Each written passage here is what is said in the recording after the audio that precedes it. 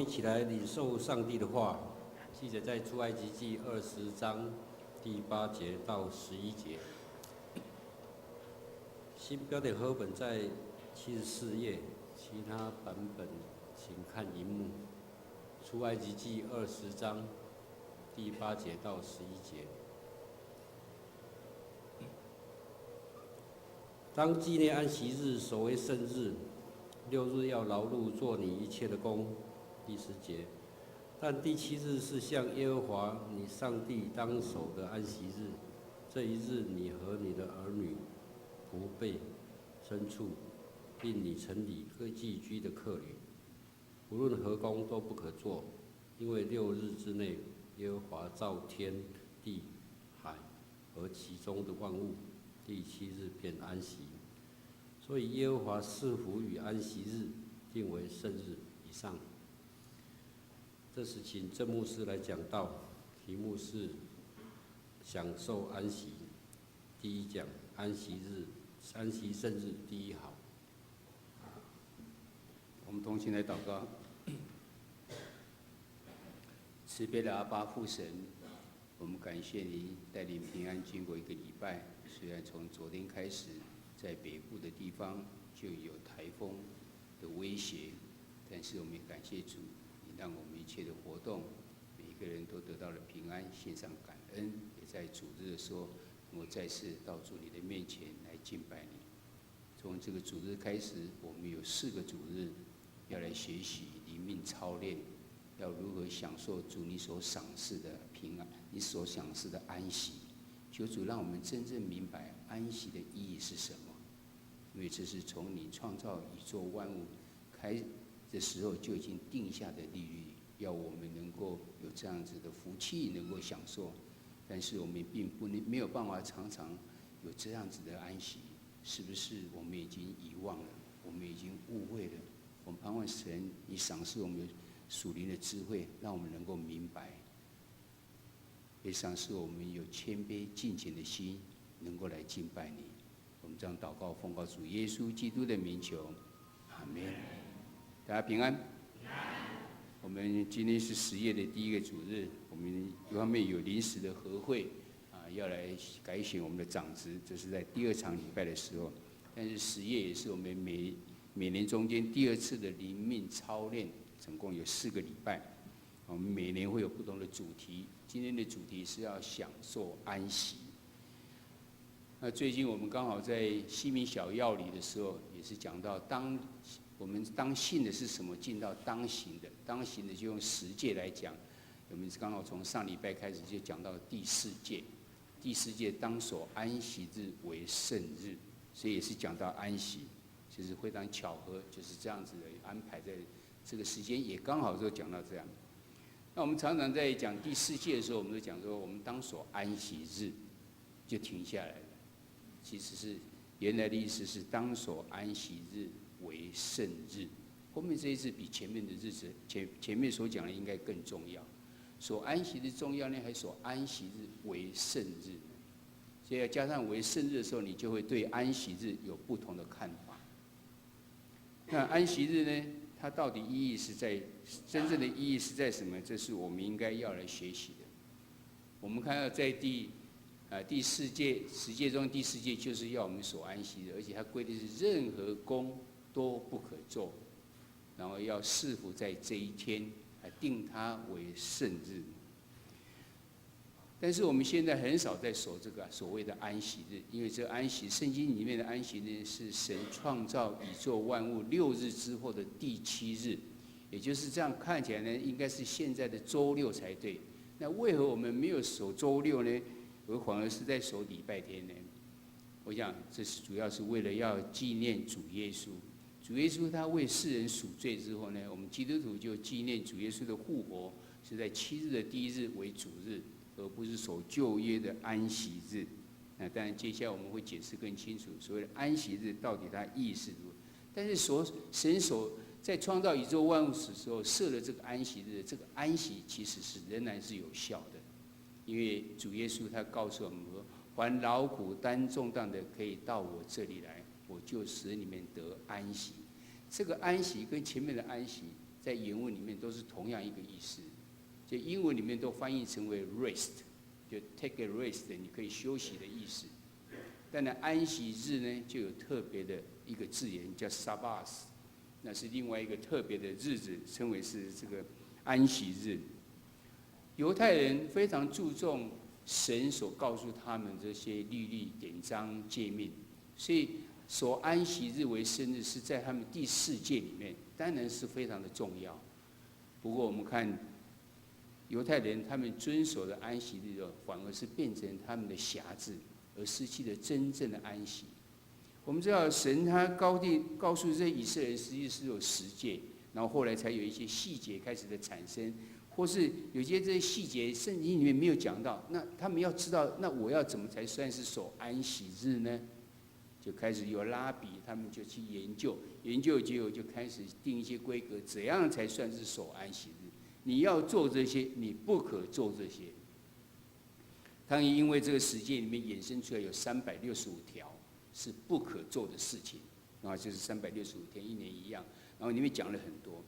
我们还记得在新约里面讲到说，耶稣告诉我们说，有人要你陪他走1里路，你要怎样？要陪他走第2里路。为什么会讲1里路呢？原来这也是他们拉比所定出来的。安息日不可做的事情，包括你不可去做工。什么叫做不可做工呢？那我只有走路算不算呢？走太远的话就不行了。那要多远呢？就1里路好了。所以超过1里路就不行。或者说，耶稣他带着他的门徒在安息日的时候也做一些事情，当时他们认为是不行的，包括就是说肚子饿了就拿这个麦穗起来吃等等这些，还包括在会堂里面还医治的有病的人，这些他们都是认为不可的事情，所以他们受到很多事情的辖制。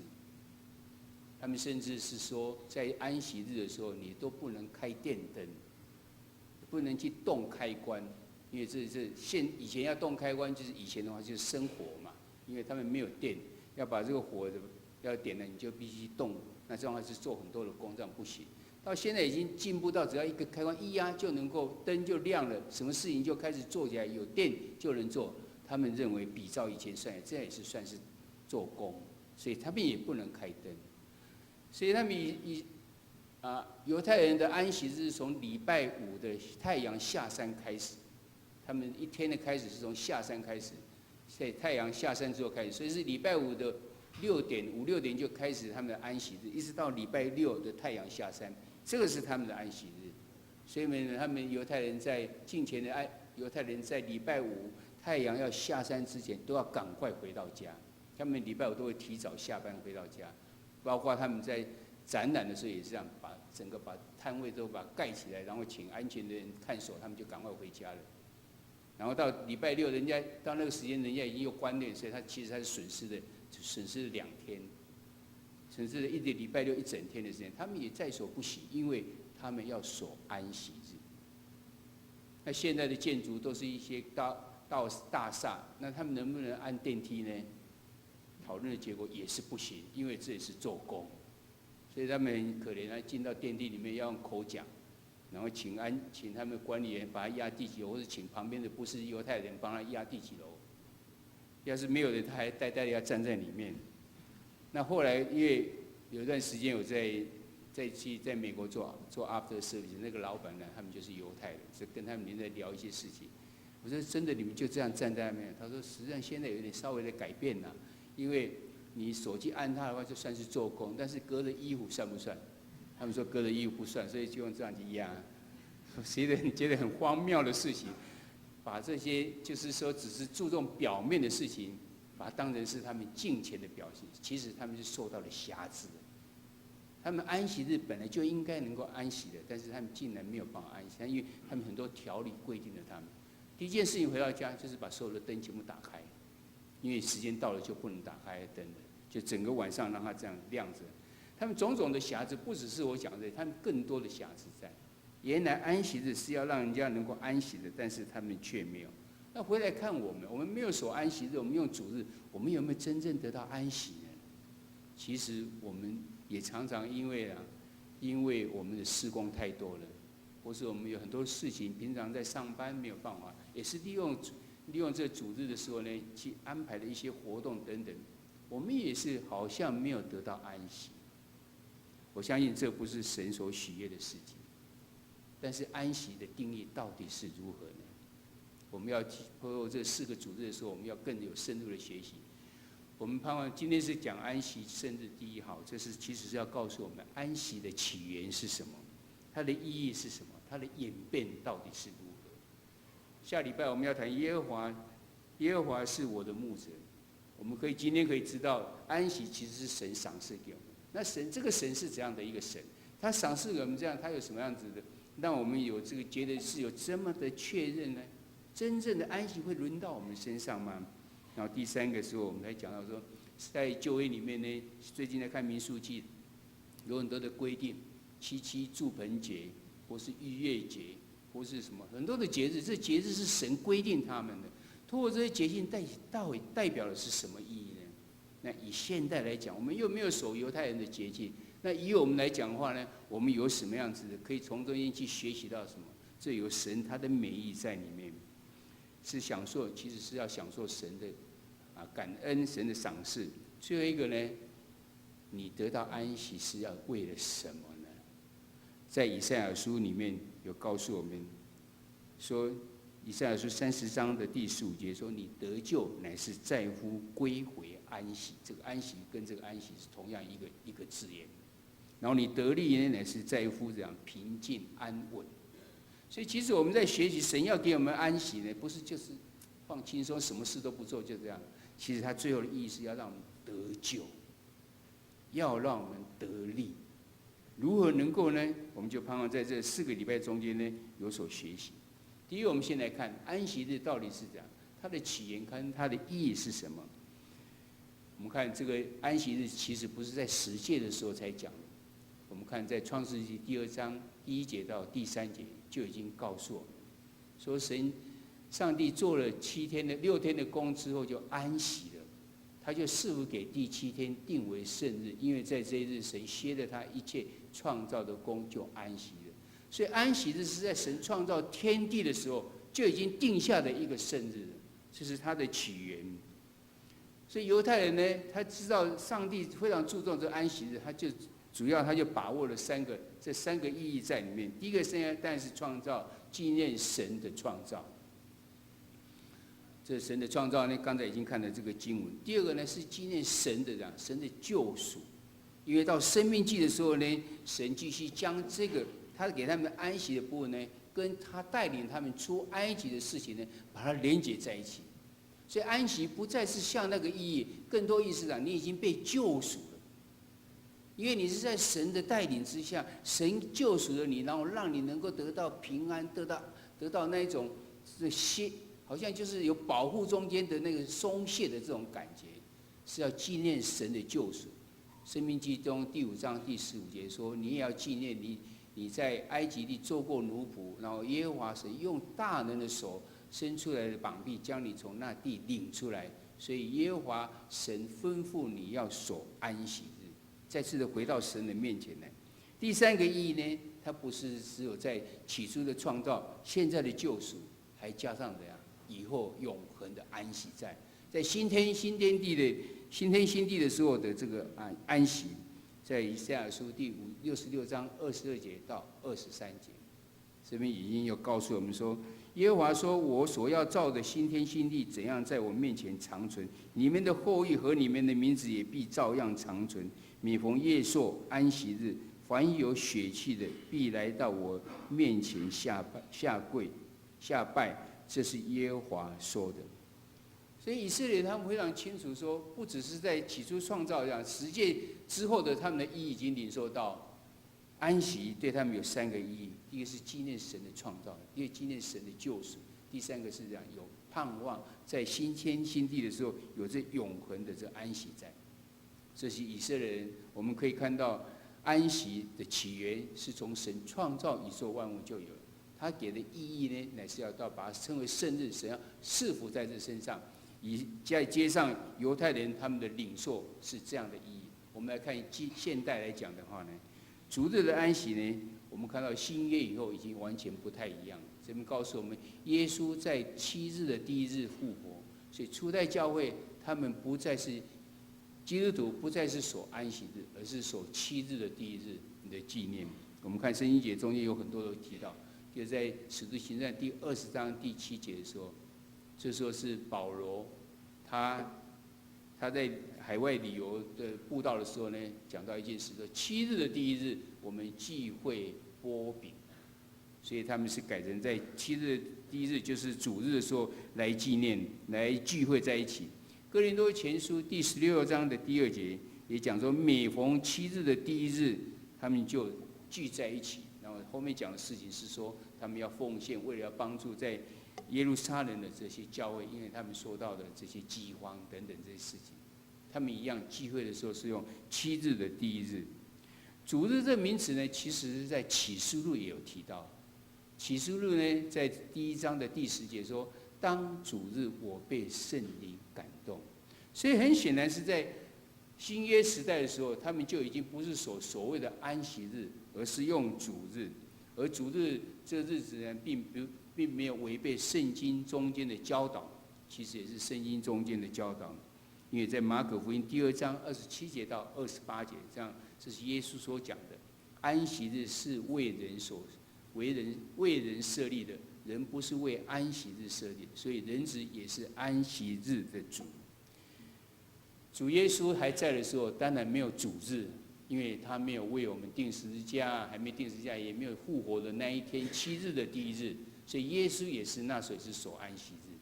但是到新约之后，耶稣复活之后，才改成是主日，所以是跟着主耶稣走，并没有什么不对的事情。希伯来书第4章第9节说：“这样看来，必另有一安息日的安息，为上帝的子民存留的。”在罗马书第14章第5节说：“有人看这日比那日强，有人看日日都是一样，只是个人心里要意见坚定。”这边来告诉我们的日子不是那样子，哪一天就一定是怎样的。这边告诉我们，并不是这个样子，而是要明白它的背后的意义更重要。所以我们看到安息日，主日呢，在新约时候的初代教会就已经这么做了，而且圣经中间的教导里面也让我们更明白，不是只有安息日才是神所祝福的圣日。我们基督徒虽然不在所谓的安息日，但是我们应当注意2个事实。第一个事实是说，安息是神创造宇宙万物之后的行动，是神所赏识的，是神所定下来的。神都需要了安息，我们当然也需要安息。这个安息并不是真正只有工作不做而已，我们渐渐就越来越明白了。第二个呢，耶稣虽然有时候会违反犹太人所定的安息日的规条，但是耶稣从未主张要废弃安息日，他反而是说：“莫想我来要废掉律法和先知，我来不是要废掉，乃是要成全。”成全的意思就是将它背后的意义能够显示出来。就像我们现在，我们每一个国家都有宪法，都有立法，都有法律。这个法律呢，他们所规定的并不是就是要处罚，目的不是为了要处罚，而是要让你知道什么是对，什么是不对，所以你尽量不要去触犯的。或者说我们最普通的，我们有超速，常常有超速的摄影。为什么现在规定前面一定要摆一个牌子说前面有测速哦？因为罚款不是它主要目的，罚款是你不要超速，所以要提醒你。在哪一个国家都是一样，你要是没有提醒的话，反而是不对，因为它目的不是为了要处罚你，律法不是为了要处罚人，而是要告诉你它的真正意义在什么地方。这就是主耶稣所讲的。所以他还讲说：“你们难道有你们养的牛，还有这个什么羊，在主日在安息日的时候掉到那个沟子里面，你们不去救它吗？”所以你要是真正守安息日，他们照条例来讲就是不行，那就失去它真正的意义。所以耶稣说：“我来不是要废掉，而是要成全，就是让大家能够更明白它真正的意义是什么。”那对我们来讲，那意义是什么呢？我们基督徒不再守安息日，我们改用主日来聚会来纪念主。那我们必须要让主来成全，让我们能够得享安息。所以这边至少讲了4件事情。第一个是我们希望我们天天都成为我们的安息日。第二个，我们要时常纪念主创造的美好跟他的安息。第三是感谢纪念主耶稣的救赎。第四是盼望将来新生新地、新天新地永恒的安息。这跟犹太人他们的认知是一样的，因为他是纪念神的创造，神的创造代表他是原来的美好。起先神创造的时候，看那样事情都是完好的、美好的，所以要回到原来也起初的样子，然后又纪念神的救赎，纪念怎样？那有永恒安息的盼望。但是我们不再拘束在只有这个 Sabbath， 就是那个所谓的第6、第7天的安息日。你应该可以让它成为天天都是成为你的安息日，这才是神所希望的，天天都成为你的圣日。而要如何去做呢？我们用现在的这种眼光来看，是至少有这几个可以帮助我们。我们大多数的人都有周休2日，所以我们应该可以安排有一段时间成为自己的安息日，甚至你也不一定要固定。你刚好突然有事情发生，你就没有办法，也没关系，你就换个时间。你只要有一个分别为圣的时间，10分钟也好，15分钟、30分钟都可以。你可以让它成为一个小型的安息，因为安息是怎样？安息乃是要去面对神啊。这时候犹太人他们的办法就可以让我们的学习。他们在安息日的时候是怎样？他们就全家团聚在一起，他们一起唱诗。他们读经，他们祷告，然后他们默想、认罪、感恩、分享。我常常在提醒大家，就是说，以色列国是在主前586年被灭掉的，他在主后1948年才复国，这中间经历了2534年。哪一个国家能够被灭掉2534年之后，他还能够重新建立起来？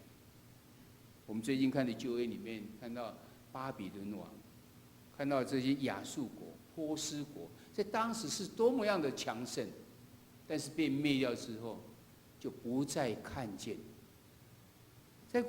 在现实的生活，就是国家就是这样，一个国家被灭掉，怎么可能再建立起来？你除非有一个非常强大的力量在后面支持的。以色列人，他们的家庭的信仰教育非常的注重，他们12岁的时候要带到哭墙的前面接受拉比的考试，考什么试呢？背摩西5经。我们真的眼看都已经念得很难念，他们都背起来了。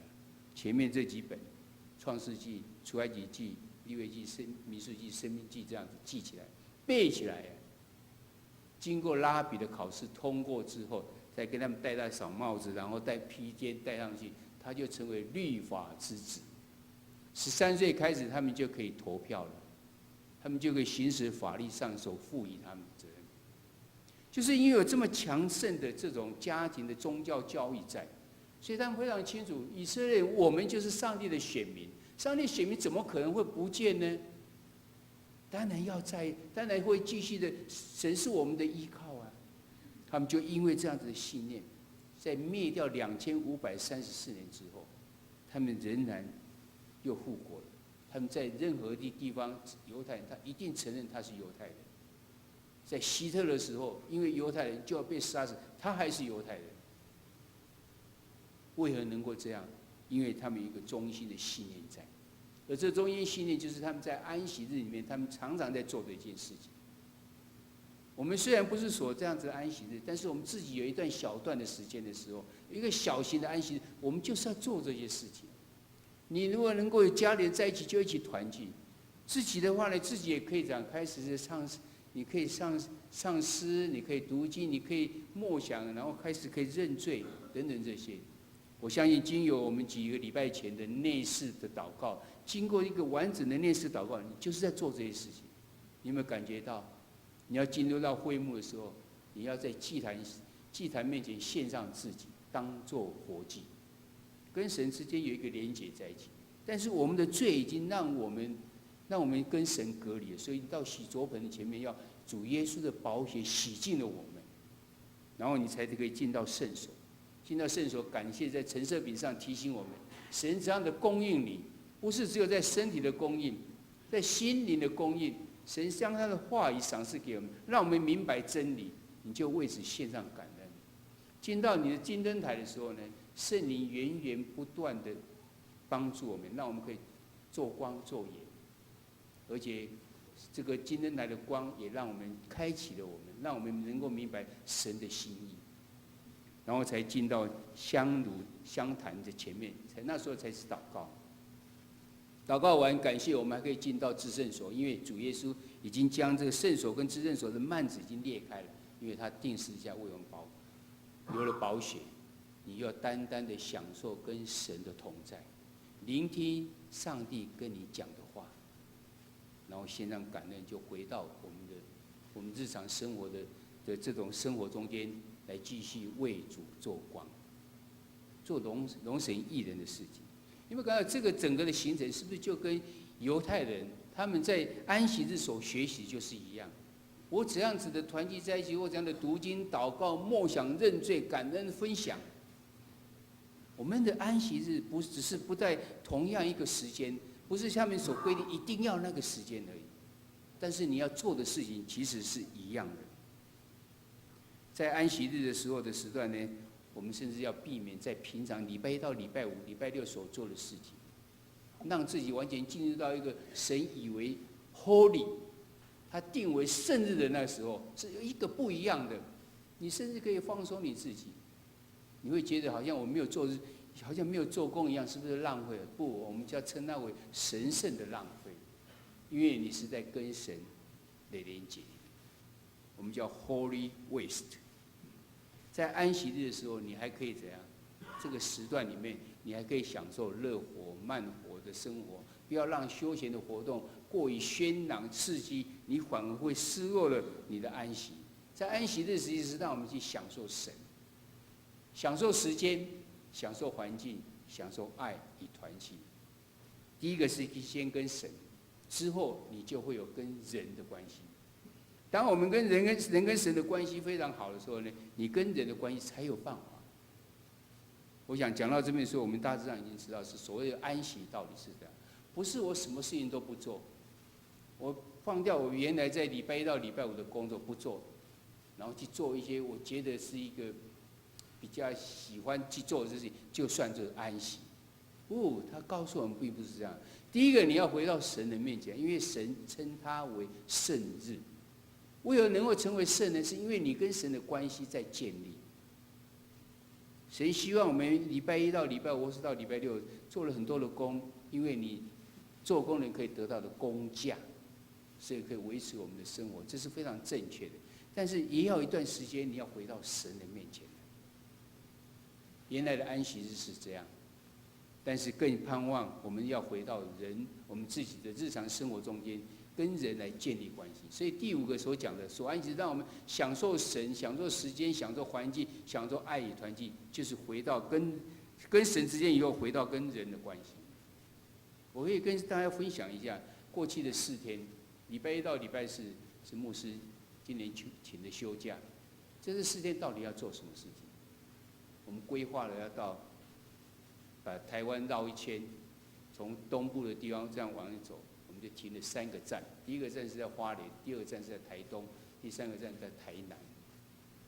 你会想说，这开车不是累死了吗？怎么会安息呢？没有错，开车的是很累，但是问题是重点是停下来那所做了什么事情。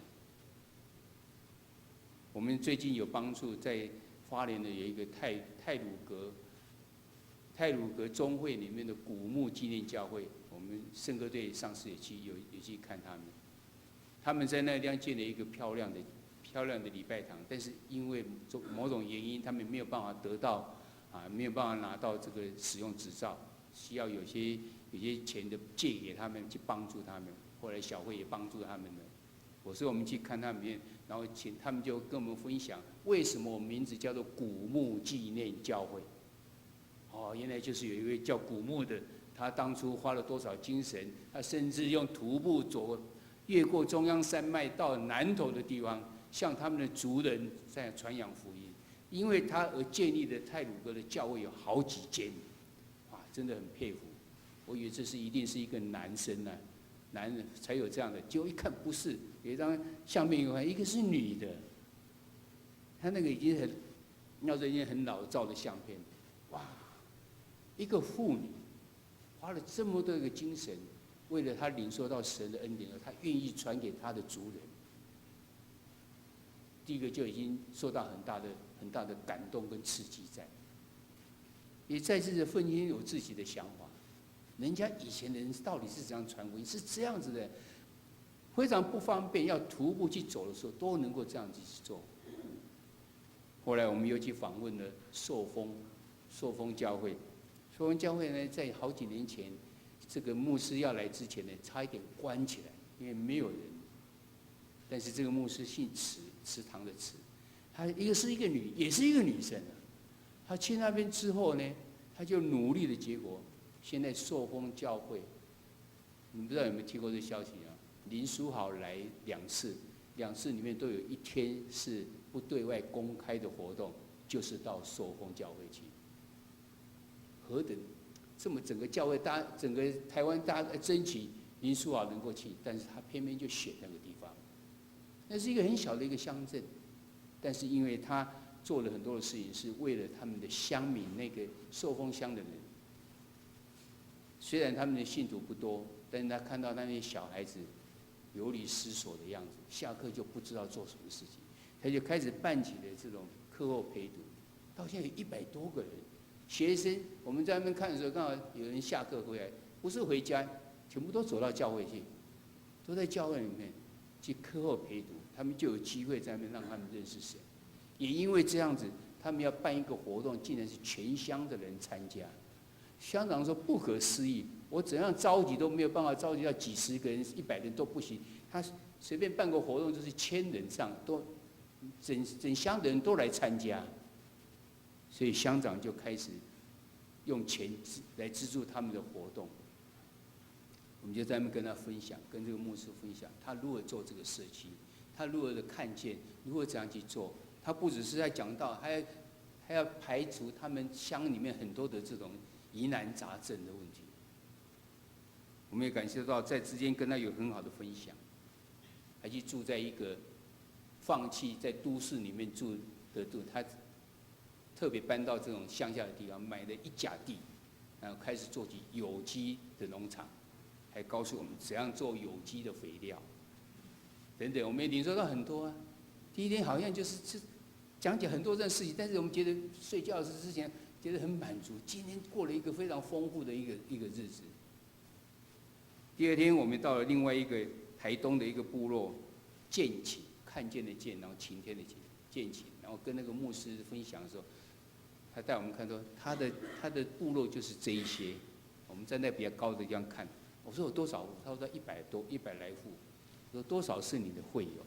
他说80几户。哇，80几%的信徒在这个部落里面，多么的刺激我们呢？然后我就问到说他到底如何去关怀他们等等这一些，有跟这个原住民的牧师有很好的分享，在那个地方。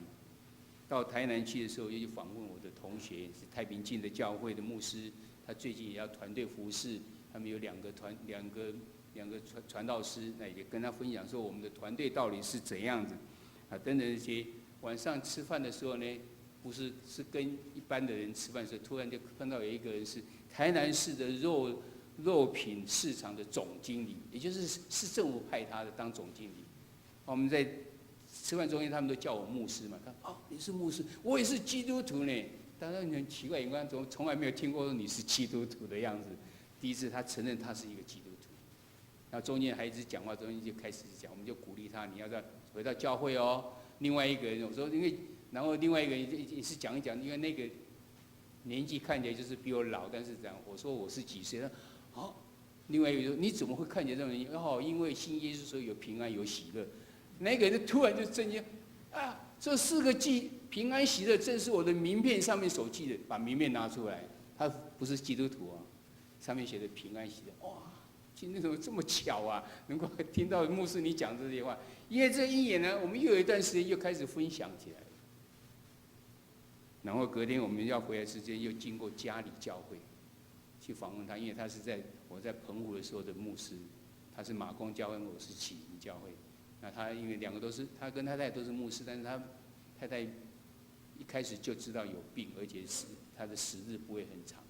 后来是在士林教会的时候过世，然后他最近又结婚了，结婚的时候又有一个小孩，我们就看到他的那种喜乐，重新有一个新的开始的喜乐，一起跟他分享，他也高兴说，很久以前我们在澎湖是同工的，能够在一起，后来我们就回到家里面，回到家在半途中间就觉得是知道现任长老的父亲，他的长子肝的问题非常严重，所以我们回来马上就又到台北去关心他。这么多的事情混在我们4天里面，就把我们整个4天都占满了。我们没有做到任何一个事，觉得是休息躺在那个地方的时候。但是我们每天从一早开始，就是用内视的祷告开始，看每日研经释义，然后才开始整个一天。我们就过了一个非常满足的一种这个4天的休假。以旁人来看，说不定是一个很忙碌的时间，但是以我来看，这就是我的安息。因为我领受到跟神的关系之后，我就开始去关心的别人，去跟别人有团契、有交通，关心的我们在神学院里面的同学，他碰到的瓶颈是什么？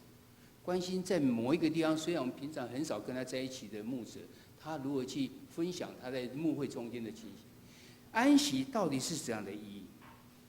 安息其实是要我们能够回到神的面前，然后再从的领受回到跟我们的日常生活中间，你如果能够去跟他分享，所以我觉得最重要一点是你有没有用爱来当做你的出发点，你就可以享受到真正的安息。其实，在我们现在的社会里面呢，忙碌正是一个我们最大的特征。但其实我们真的可以忙碌到连10分、15分、30分都拿不出来吗？你把它注意到，忙碌其实是人的骄傲，以为我们可以扮演神的角色，靠我们自己的努力呢，我们就可以有成果。其实我们是越忙的，越忙就是越没有安息，越没有办法得到真正神的赏赐给我们。